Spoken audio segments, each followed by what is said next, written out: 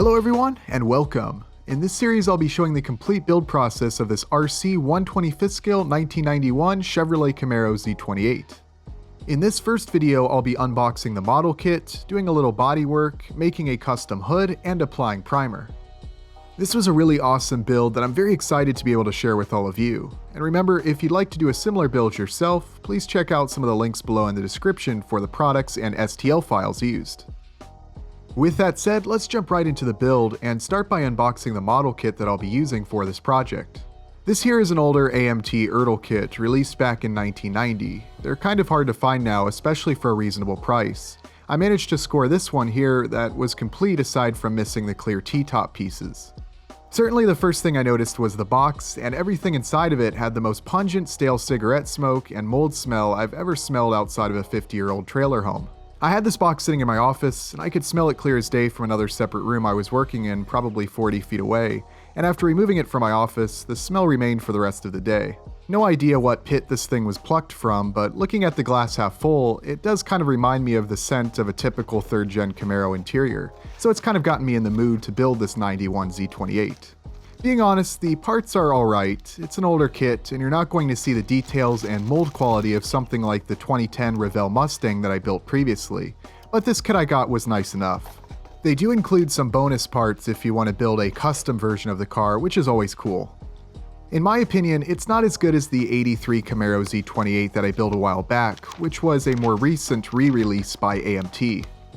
Unless you really want to build a later 3rd gen Camaro, I wouldn't recommend this kit for the $60+ that I see a lot of places selling these for online. If you can score one for like 20 to 30 or less, then go for it, but I feel like for 60 you can do a lot better than this kit, but of course that's just my opinion. Not many decals are included, but check out those shape stripe things. Seriously, if one of you puts that nice and big down the side of your full-size car and sends me a pic, I'll mail you a t-shirt. Now there was one kind of annoying flaw with this kit, and that's the front end of the body looks like someone jumped the car over a creek. The front somehow got bent on the right side. There's quite a bit of flashing and some work will be necessary to get it looking nice, though not bad overall.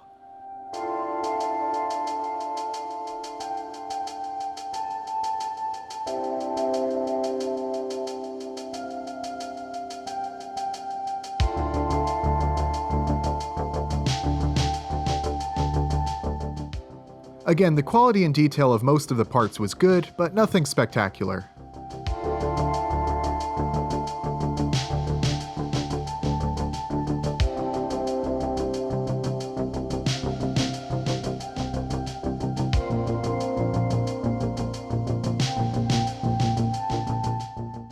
Right away, I wanted to sort out the front end. I started by running the body under hot water and gradually bent it into the correct shape. I didn't have access to a stove, but if I did, filling a pot with water, warming the body inside the pot, and bending it would use a lot less water.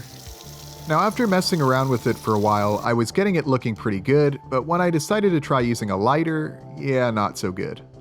I pretty much got the front end back into shape, but I messed up the wheel arch and fender. I had to sand and use filler to repair this section. I never got it looking perfect, but I was able to fix it enough to where you probably wouldn't know that little accident ever happened.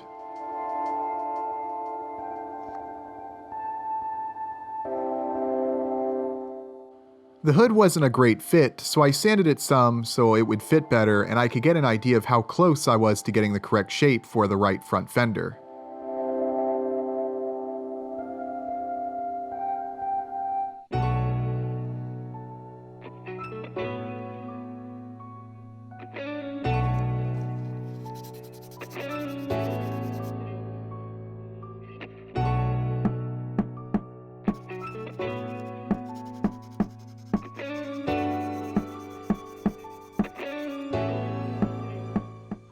It took some time and effort, but I was able to fix the fender enough to where it looked halfway decent. I'll fine-tune it more after applying some primer.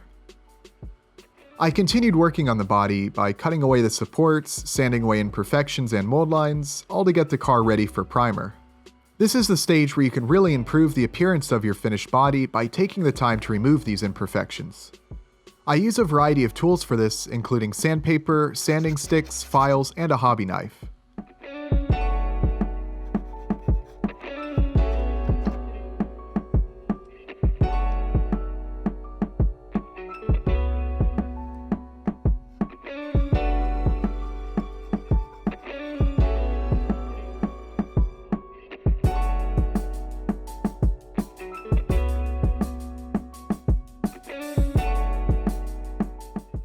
I'm not sure what the instructions say, but I definitely wanted to get the bumper installed at this stage of the build.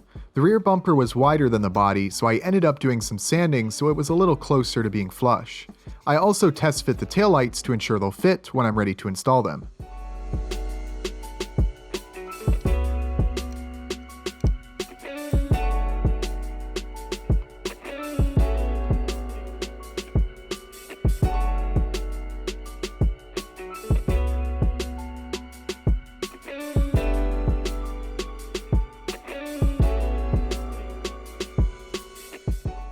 Here I'm doing a little sanding on the spoiler while waiting for the glue to dry. Just like I said, here I'm trying to sand the body and rear bumper so they are closer to being flush.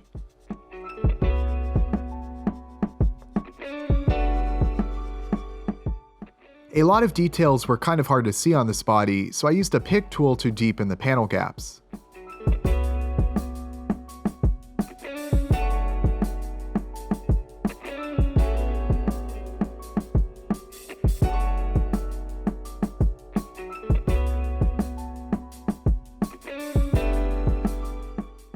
After that, I went over the entire body with some 600 grit sandpaper to help the primer adhere to the body. The side view mirrors needed some work to get them looking good.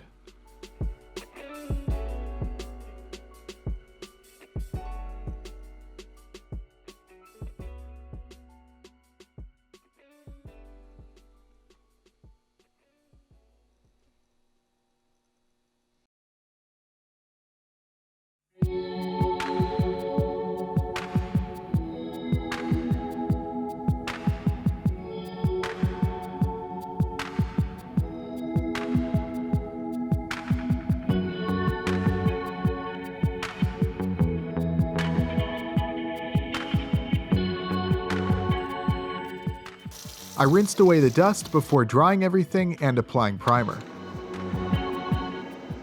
The primer will not only help with paint adhesion, but it also helps identify any imperfections on the body that I want to address.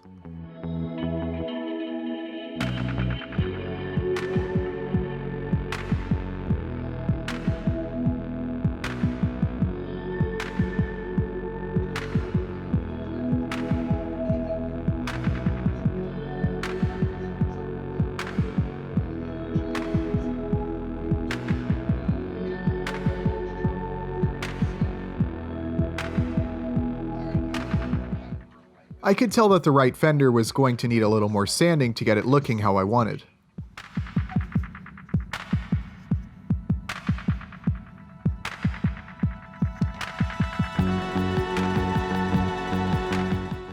I wet sanded the entire body so it's ready for paint.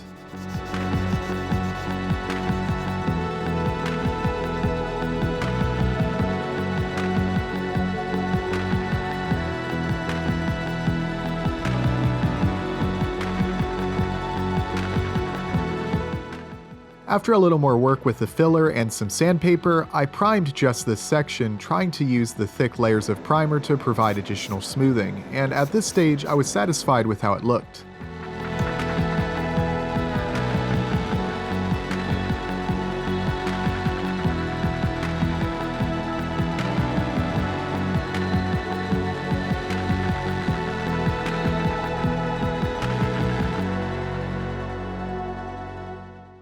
With the body at that stage, I wanted to design a custom cowl induction hood. I did so by first 3D scanning the hood included with the model kit, and then modeling my own custom hood in Blender. I've made a video showing this process, which I'll be sure to link in the description below. As you might recall, I had some issues with warping before, so this time I made the hood a little thicker and used different print settings.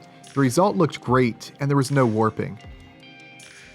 I'm also surprised by how well it fit. It's a little narrow in the front, but not much sanding was required to get it to fit correctly. I didn't spend much time measuring or designing the hood, so this was a nice surprise. I quickly applied some primer to the hood after getting it to fit.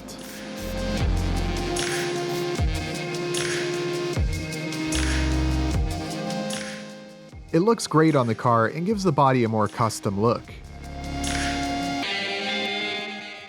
This car won't have any kind of detailed engine bay, so I used shoe goo to glue the hood into place.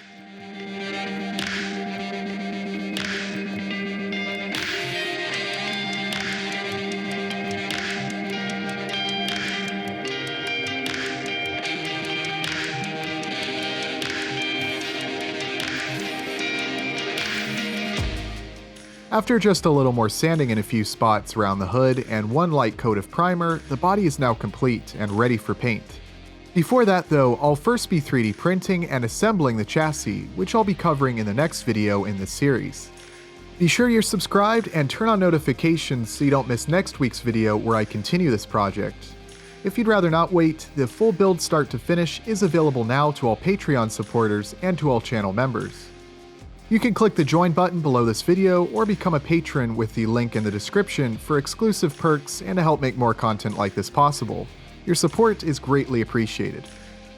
Thank you all very much for watching, and I'll see you next time.